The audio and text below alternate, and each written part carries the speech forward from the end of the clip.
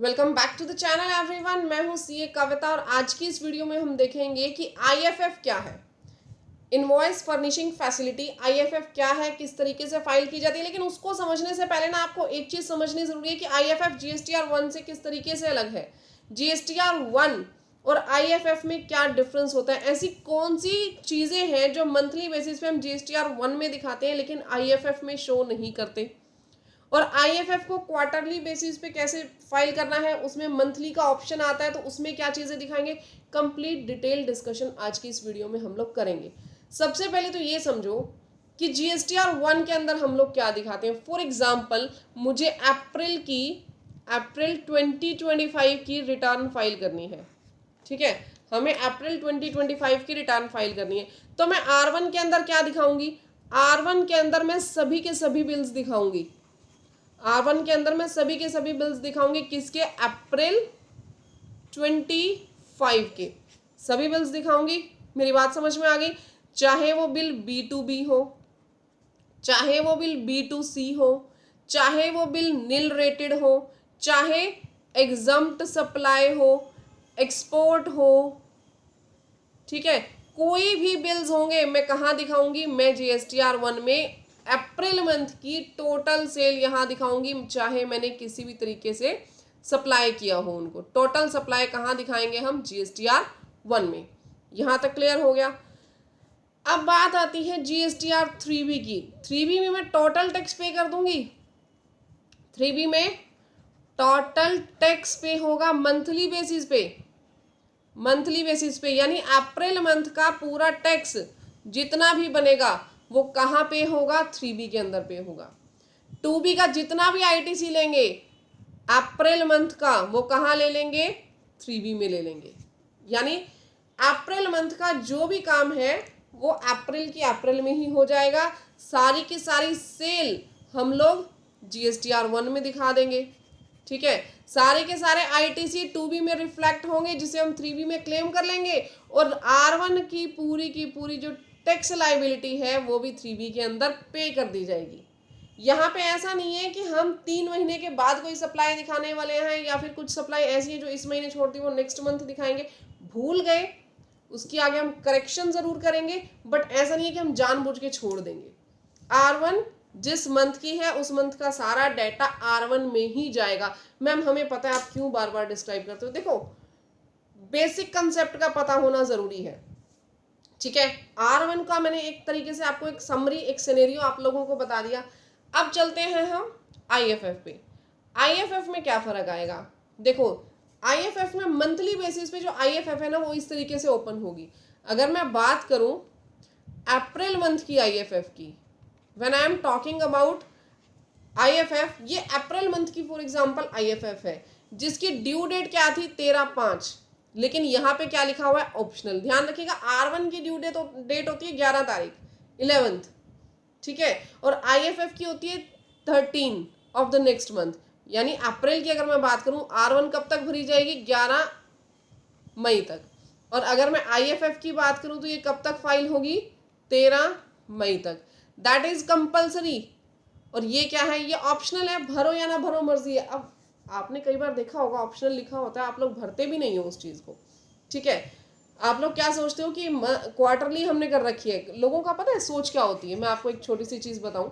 लोगों की सोच ये है कि आईएफएफ ले रखी है तो मतलब हमने भरनी ही रिटर्न क्वार्टरली है। ऐसा नहीं है, ऐसा नहीं है कि आईएफएफ वालों को देखोगे ही 3 महीने के बाद। वही चीज मैं समझाना चाह रही हूँ, जुड़े रहना इस वीडियो में, बहुत इंपॉर्टेंट बात बताने वाली हूँ।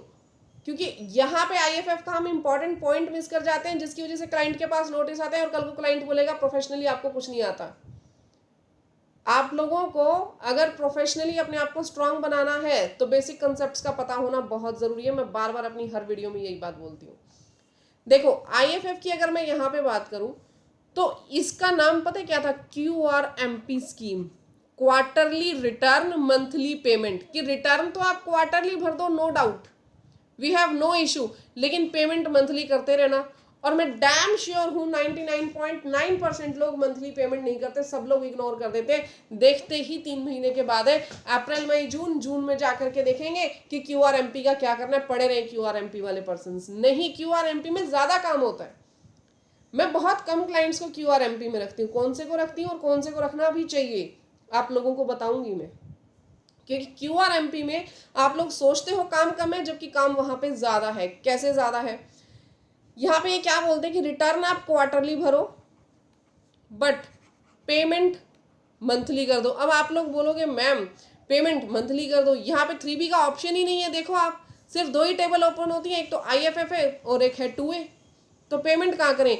पेमेंट करोगे चलान से। चलान पे कर दो गवर्नमेंट को। चलान से आपने पेमेंट कर दी, लेकिन वो एडजस्ट कब करोगे? जून में। वो एडजस्ट होगा जून में। जैसे फॉर एग्जाम्पल अप्रैल मंथ का आपका जो टैक्स बनता है 10,000 का बनता है, और अप्रैल मंथ में देखो यहाँ पे ITC तो आपको दिख रहा है ना 2A से, ठीक है। तो उसी मंथ प्रॉपरली ITC लेना जो उसमें रिफ्लेक्ट हुआ है उसी मंथ का, माइनस में कर दो यहाँ पे जितना ITC आप लोगों के पास है। फॉर एग्जाम्पल आपके पास 6,000 का ITC है तो 4,000 का यहाँ पे चलान बना के छोड़ दो। 4,000 का यहाँ पे चलान बना करके छोड़ दो। B एक पर्सन है, वो सॉरी मई की मैं बात करूं, मई में आपके पास 15,000 का टैक्स पे करना आया, लेकिन ITC आपके पास उस मंथ जो अवेलेबल होना है दैट इज 16,000। तो भैया कुछ पे करने की जरूरत नहीं है, आपके पास तो 1,000 ITC बैलेंस बचेगा। जून में उसके बाद कंसीडर करो, जून में सेल तो सारी ही दिखानी है। तो टोटल क्यूमुलेटिव अगर मैं बात करूं तो क्यूमुलेटिव में आपके पास 40,000 का टैक्स आया, ठीक है। और क्यूमुलेटिव में या तो क्यूमुलेटिव देख लो या सेपरेट देख लो। एक बार मैं सेपरेट बता दूं, आप लोगों को समझने में आसानी हो जाएगी। जून मंथ में आप लोगों के पास सिर्फ और सिर्फ जून मंथ का 25,000 का टैक्स आया, ठीक है। और जून मंथ का जो ITC आप लोगों के पास था, सिर्फ जून मंथ का ITC आप लोगों के पास था 20,000 रुपीज। 1,000 आपके पास क्रेडिट लेजर में पड़े हैं, वो भी माइनस हो जाएंगे। तो जून मंथ में कितना और चलान बनेगा आप लोगों का? 4,000 का चलान बनेगा। तो 3B के अंदर ITC से कितनी पेमेंट हो जाएगी? 6, 16 और 20। ये टोटल मिला के पेमेंट किससे हो जाएगी? ITC से, ठीक है। और बाकी 8,000 की पेमेंट आपकी किससे हो जाएगी? जो आपने चलान बनाए थे। यहां तक बात क्लियर होगी। ये 1,000 अलग से नहीं लेना ना, ये 16,000 में ऑलरेडी इंक्लूडेड है। इस तरीके से ये IFF काम करेगा। तो ठीक है मैम कोई बात नहीं, चलान बना करके छोड़ देंगे और तो कोई इशू नहीं है। नहीं, अभी तो इशू बाकी है। सिर्फ इसमें मंथली चलान नहीं बनाना होता। और इस अगले इशू पे जाने से पहले मैं एक चीज और बताऊं। अब आप लोग बोलोगे मैम आज तक तो कोई इशू आया नहीं, अभी तक किसी भी क्लाइंट का कोई इशू नहीं आया, हम कोई चलान पे नहीं करते, हम सीधा 3B के टाइम पे ही चलान पे कर देते हैं। कभी ऑफिसर ने कुछ नहीं पूछा, अब भी नहीं पूछा, तो इसका मतलब ये थोड़ी है फ्यूचर में पूछ नहीं सकते। फ्यूचर में कोई लिटिगेशन नहीं आएंगी। फ्यूचर में हर लिटिगेशन आएगी। गवर्नमेंट अपना पैसा कभी नहीं छोड़ती। गवर्नमेंट बोलेगी जी इंटरेस्ट पे करो, गवर्नमेंट बोलेगी इंटरेस्ट पे करो अप्रैल की सेल का, इंटरेस्ट पे करो मई की सेल का, जिसका चलान आप लोगों ने बाद में बनाया। तब जाकर के क्लाइंट आप लोगों को बोलेगा कि अगर आप मुझे बताते मैं तो पेमेंट पहले कर देता। गलती याद रखना, क्लाइंट ने हमेशा प्रोफेशनल की निकालनी है। अगला बोलेगा जी मैं तो बिजनेसमैन हूं, मुझे आता होता तो मुझे आपकी जरूरत ही क्या थी। तो इन लिटिगेशंस को आपने रोकना है। क्लाइंट के ऊपर अगर लिटिगेशन गया तो क्लाइंट आपसे आके सबसे पहले बात करेगा, ठीक है। तो हमें अपनी ऐसी कोई भी गलती नहीं छोड़नी है जिसमें क्लाइंट को कोई नुकसान हो, ताकि आपका क्लाइंट रिटेन रहे आपके पास। देखिए यहाँ पे ये चीज आप लोगों को क्लियर हो गई, मंथली पेमेंट करनी है। अब इसके अलावा एक और अलग बात होती है IFF में, वो क्या है? देखिए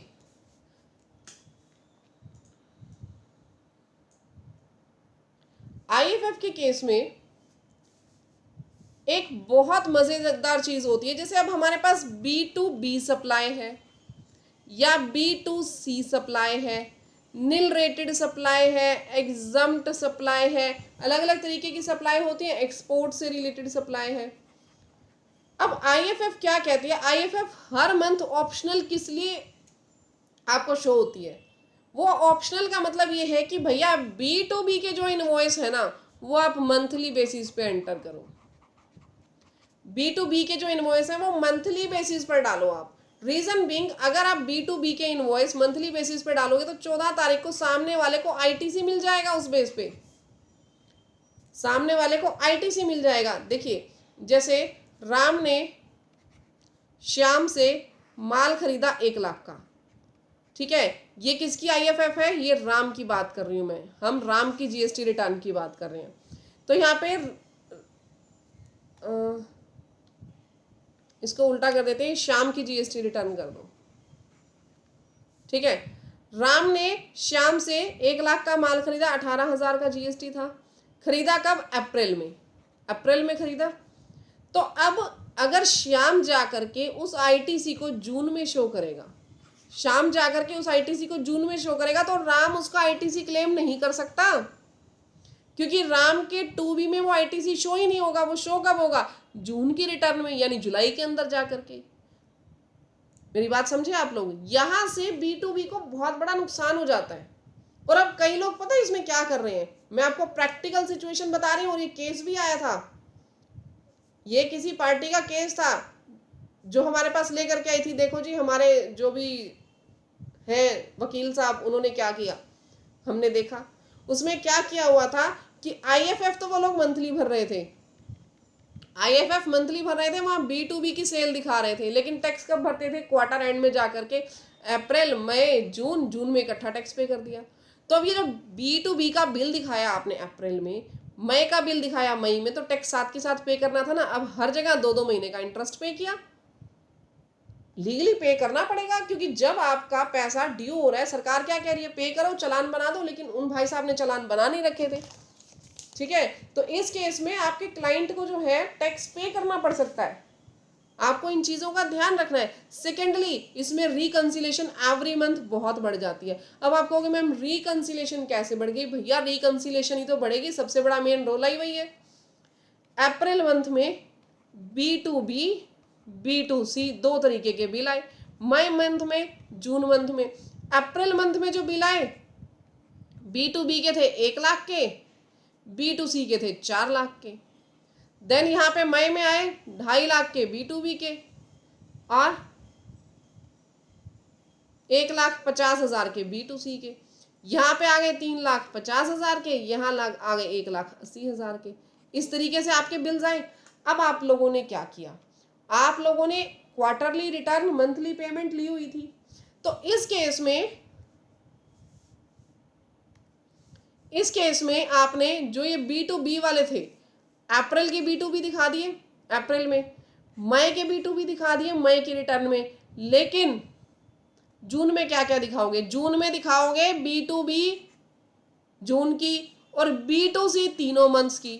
तो एक तरीके से पिछली जो डाटा है ना, उसको बाइफरकेट करके चलना पड़ता है। आपको मेरी बात समझ में आ रही है? आप लोग IFF में मंथली बेसिस पे सिर्फ B2B दिखा दे सकते हो, या मंथली बेसिस पे सिर्फ B2B दिखा सकते हो, और क्वार्टर एंड में आपको B2B दिखानी है 3rd मंथ की, प्लस B2C दिखानी है बाकी तीनों मंथ्स की। तो क्वार्टरली एक तरीके से ना एक पूरी रिकंसिलेशन बन जाती है। इसलिए मैं पर्सनली ज्यादातर अपने ऑफिस में क्या करवाती हूँ, जो टोटली B2C की सेल करते हैं ना क्लाइंट्स, उनकी क्वार्टरली में डालो, एटलीस्ट ये रिको का कंसेप्ट तो बच जाता है ना। इसमें गलती होने के चांसेस काफी रह जाते हैं। तो इतनी बड़ी रिको लास्ट में जाके करने से अच्छा है कि स्टार्टिंग से ही आप R1 को फाइल करो। मैं ये नहीं कह रही IFF का कंसेप्ट मत लो, लेकिन वहां पे लो जहां आपको बेनिफिट हो, जहां पे आपके काम R1 से ज्यादा बढ़ रहे हैं, वहां IFF को इग्नोर कर दो। और जो टैक्स पेमेंट है, टैक्स पेमेंट रेगुलरली करवाओ, ठीक है। अब अगर मैं बात कर लूँ ना क्वार्टर एंड की, ये देखिए मैंने क्वार्टर एंड का व्यू भी आपको दिखाया। क्वार्टर एंड में कुछ इस तरीके से दिखती है आपके IFF, इस तरीके से। जो आपकी पहले भी दिखती है, पहले वाली में सिर्फ आपके पास क्या क्या कॉलम आते हैं, पहले वाली में आपके पास यहाँ पे IFF का कॉलम आता है और 2A का कॉलम आता है, 2B का कोई कॉलम नहीं होता, 3B का कोई कॉलम नहीं होता। यहाँ लिखा हुआ है कि GSTR1 क्वार्टरली जाएगी। इसमें क्या क्या जाएगा, अगर ये जून की है तो अप्रैल के B2C, मई के B2C, और जून के B2C भी जाएंगे और B2B भी जाएंगे, ठीक है। 3B यहाँ पे क्वार्टरली बेसिस पे ही होगी, यहाँ पे क्वार्टरली बेसिस पे ही टू बी के बिल अपडेट होंगे, लेकिन आप मंथली बेसिस पे चेक करने के लिए आपको टू ए का व्यू दे रखा था और यहाँ पे जो है क्वार्टरली का भी दे रखा है। ठीक है, यहाँ पे आपको मेन दो बातें ध्यान में रखनी है। प्रैक्टिकली फाइलिंग कैसे होगी मैं आप लोगों को बताऊंगी आईएफएफ की, ऐसा नहीं है कि मैं बताऊंगी नहीं, मैं आपको प्रैक्टिकल फाइलिंग भी बताऊंगी, लेकिन पहले मुझे थ्योरेटिकल कंसेप्ट बताना जरूरी था। मैंने हर एक वीडियो में बोला है कि मैं थ्योरेटिकल को छोड़ के नहीं चल सकती, मेरी आदत है। तो आप लोगों को अगर मेरे साथ चलना है तो ये सब चीज़ें समझनी पड़ेंगी और समझनी चाहिए भी। देखो, अगर अपने आप को जितना स्ट्रांग बनाओगे ना, क्लाइंट उतना आपके पास खिंचता चला जाएगा।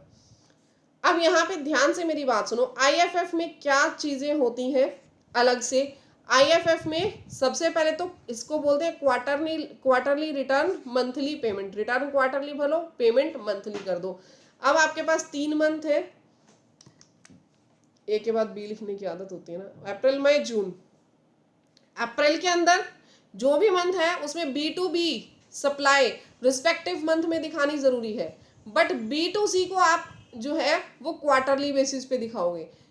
बात समझ में आई? मई मंथ की B2B मई मंथ में ही दिखाओगे, लेकिन B2C को कब दिखाओगे? क्वार्टरली बेसिस पे जून मंथ में। ठीक है, जून मंथ में दिखाएंगे। जून मंथ की B2B ऑब्वियसली जून में, और जून मंथ की B2C ऑब्वियसली जून में। यानी यहाँ पे जून के साथ साथ आपने कॉम्बिनेशन बना लेना है B2C ऑफ अर्लियर 2 मंथ्स का। क्लियर? और यहाँ पे जितना आपका टैक्स बनता है, अप्रैल मंथ का टैक्स अप्रैल के टाइम पे ही पे कर दें। मई मंथ का जो भी आपका टैक्स कैश में बनता है, ये नहीं कह रही कि आईटीसी रिवर्स कर दो, 3B तो फाइल ही नहीं होनी ना। आप कैलकुलेट करो कि अगर मुझे आज की डेट में टैक्स पे करना पड़ता तो कैश में कितना टैक्स जाता। मैम क्या B2C की अगर मैं सेल दिखा रहा हूँ पिछले मंथ की, मतलब अप्रैल मंथ की, जो मैं जून में जाकर के शो करूंगा, क्या उसका भी टैक्स पे होना चाहिए? हाँ जी, होना चाहिए। क्वार्टरली रिटर्न मंथली पेमेंट का मतलब क्या है? आप यूं सोचो कि अगर ये रिटर्न मैं आज की डेट में फाइल करता, अगर मैं अप्रैल की रिटर्न अप्रैल में ही पे करता तो टैक्स कितना आता? कितना टैक्स पेएबल होता? जितना टैक्स पेएबल होता उसका चालान बना दो। ठीक है, पूरे टैक्स कौन सा? In cash. By chance April month में टैक्स पे करना है 18,000, 28,000 का आईटीसी आप लेके बैठे हो, तो कैश में क्या पेमेंट होगी? Cash payment will be zero. Cash payment will be zero. 1 रुपया भी पे नहीं होगा कैश में, कुछ भी नहीं देना। यहीं पे अगर मैं एक और एग्जांपल ले लूं, आपने 18,000 पे करने हैं, आप लोगों के पास 12,000 का आईटीसी है, कैश में पेमेंट कितनी जाएगी? 6,000 रुपए। कैश में पेमेंट कितनी जाएगी? 6,000 रुपए। तो 6,000 आपको कैसे पे करना है? कैश लेजर से। तो ऑब्वियसली इस टैक्स की पेमेंट आपको करनी पड़ेगी, यानी जितना आप कैश आता है कैश की पेमेंट आपको शो करनी है। Right everyone? मैंने नोट्स इससे रिलेटेड आप लोगों के लिए बनाए हुए हैं, थोड़ा नोट से भी मैं रिवाइज करवा दूं।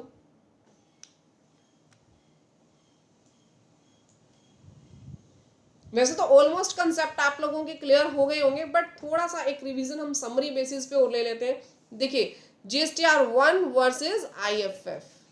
GSTR1 क्या है? GSTR1 मंथली या क्वार्टरली आउटवर्ड सप्लाई जो हम देते हैं ऑल सेल इनवॉइसेस के ऊपर ये हमारे पास जाता है। ठीक है, 11th ऑफ नेक्स्ट मंथ पे हम लोग फाइल करते हैं। GSTR1 11th तक हमें फाइल कर देना है। IFF की अगर मैं बात करूं, IFF हमारे पास क्या है? 1 to 13th of the next month तक जाएगा। B2B invoice, export invoice, debit credit invoice, ये हमारे इसके लिए IFF हम लोग जो है वो फाइल करते हैं।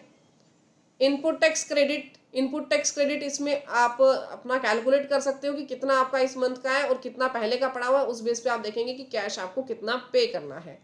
ठीक है, 2 मंथ आपके पास IFF का ऑप्शन आएगा, और मैंने अभी बताया ना आपको, 3rd मंथ में जो आपके पास ऑप्शन ओपन होगा, यहाँ पे देखिए,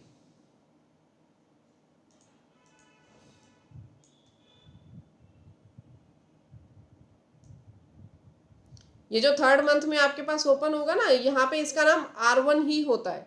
जो 3rd मंथ में आपके पास IFF वाली रिटर्न भी ओपन होगी तो इसको R1 क्वार्टरली ही बोलते हैं। IFF invoice furnishing facility 2 months के लिए आएगी। राइट, वो आपको तब करनी है जब आपके पास B2B इनवॉइस हो या फिर एक्सपोर्ट इनवॉइसेस हो या फिर कोई भी डेबिट क्रेडिट नोट्स हो तो वो आपको आईएफएफ में डालने हैं। अप्रैल मंथ, मई मंथ, वहां पे आईएफएफ का ऑप्शन आएगा। जून मंथ में क्या आएगा, R1 क्वार्टरली। ठीक है, आगे देखिए डिफरेंस क्या है, इसको आपने 11th ऑफ नेक्स्ट मंथ पे करना है, इसको 1 to 13 of the next month पे करना है। यहाँ B2B, B2C export, debit credit note सब कुछ आएगा। यहाँ पे B2B एक्सपोर्ट और डेबिट क्रेडिट नोट, यहाँ पे B2C नहीं लेंगे, आईएफएफ में B2C नहीं लेंगे। कब लेंगे, क्वार्टर एंड में जाकर के लेंगे। R1 हर मंथ मैंडेटरी है, आईएफएफ हर मंथ मैंडेटरी नहीं है, ये ऑप्शनल है। आईटीसी विजिबल होगा यहाँ पे, आईटीसी विजिबल अर्लियर फॉर रिसिपिएंट्स। ठीक है, यहाँ पे जब आईएफएफ आप देखो, जब B2B डालोगे तब वो वहां पे उनको दिखना स्टार्ट हो जाएगा, जब आप आईएफएफ के अंदर B2C बिल दिखाओगे। अमेंड नेक्स्ट पीरियड रिटर्न्स, यहाँ पे 1 to 13 of the next month में अमेंड कर सकते हो। करेक्शन विंडो 30, यहाँ पे करेक्शन विंडो थोड़ा बाद में स्टार्ट होती है। मंथली और क्वार्टरली हम इसको फाइल कर सकते हैं, यहाँ पे ये सिर्फ मंथली फाइलर्स के लिए है, क्योंकि ये तो अप्रैल और मई में ही आएगी ना। यहाँ पे R1 जो आप मंथली ले रहे हो तो मंथली, क्वार्टरली ले रहे हो तो वो जो आईएफएफ वाली ही है, ये कंफ्यूज होने की जरूरत नहीं है। आईएफएफ वाली जो थर्ड मंथ में जाकर के मैंने अभी दिखाया ना, जो शो हुई थी। वाई यूज GSTR1 आईएफएफ, देखो इसमें आईटीसी क्लेम जो है फास्टर सामने वाला पर्सन क्लेम कर सकता है। जैसे श्याम ने अगर बिल खरीदे थे, श्याम ने जो है बिल दिया था किसको, राम को, तो राम को आईटीसी कब शो होगा, जब वो उसके आईएफएफ में दिखाएगा, अदरवाइज वो उसके आईएफएफ में शो नहीं होगा।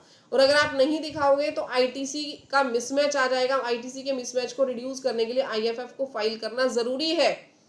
ठीक है, जितने भी इनवॉइसेस हैं वो आपको आईएफएफ में दिखाने पड़ेंगे। अगर वो B2B के हैं तो B2C इनवॉइसेस जो है वो आईएफएफ में नहीं जाएंगे, वो क्वार्टरली R1 के अंदर ही जाएंगे।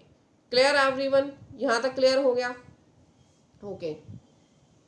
अच्छा, जो करेक्शंस अगर कोई रह जाती हैं तो करेक्शंस यहाँ पे साथ के साथ नहीं होंगी, वो R1 के टाइम पे होंगी। जैसे आईएफएफ में कुछ भी गलत लिख दिया, ये एक मैं पॉइंट और ले लूं, 1 मिनट रुकिए।